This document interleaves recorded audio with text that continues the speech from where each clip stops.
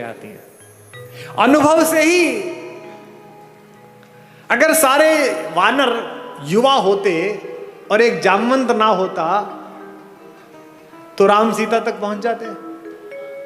सब तो समुद्र के किनारे खड़े होकर ये सोच रहे थे, यार मैं 40 किलोमीटर जा सकता हूं, मैं 5 किलोमीटर जा सकता हूं, कूद चेक कर रहे थे। जामवंत थे, उन्हें पता था कि ये हनुमान जा सकता है, लेकिन ये भूल गया है, इसको शाप मिला है।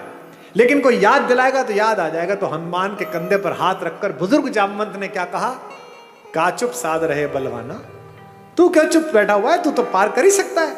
और हनुमान ने मार दी उछाल और चले गए परली पार। इसलिए हर घर में एक जामवंत जरूरी है, एक बुजुर्ग जरूरी है कि जब तुम थक जाओ तो तुम्हारे कंधे पर हाथ रखकर कह सके, क्या चिंता करता है बेटा, मार उछाल। एक जामवंत सबके घर में जरूरी है।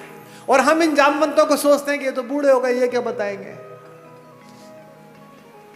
मेरे पिता 86 वर्ष के हैं, वो फोन करते हैं तो मैं बिल्कुल एकदम सतर्क होकर उनसे बात करता हूं। उनका नाम भी सेव कर रखा है, रॉयल टाइगर। तुरंत डर के फोन उठाते हैं। मेरी बेटियां हंसती हैं कि बोलो, बहुत बड़े ज्ञानी बनते हो, किसी को कुछ भी समझते नहीं हो। अब देखो, मैं जानता हूं 87 वर्ष का एक बुजुर्ग आदमी मेरा कुछ नहीं बिगाड़ सकता अगर मैं अभद्रता करूं, वो भी जानते हैं। लेकिन मैं उनके आदर के अतिरिक्त मेरा लोभ ये भी है कि मेरी बेटियां ये सीख जाएं, ताकि मैं जब 87 वर्ष का हूं तो मेरी बात को वो गंभीरता से सुने कि बाप का फोन आया। यदि चाहते हो कि तुम्हारा बेटा तुम्हारा आदर करे तो अपने पिता का आदर करना शुरू कर दो। यदि चाहते हो कि तुम्हारे बेटियां दूसरे घरों में जो गई हैं उनको स्नेह मिले तो अपनी बहुओं को स्नेह देना शुरू कर दो। यह संभव नहीं है कि तुम दूसरे की बेटी को स्नेह नहीं दोगे और अपनी बेटी के लिए स्नेह का मांग करोगे।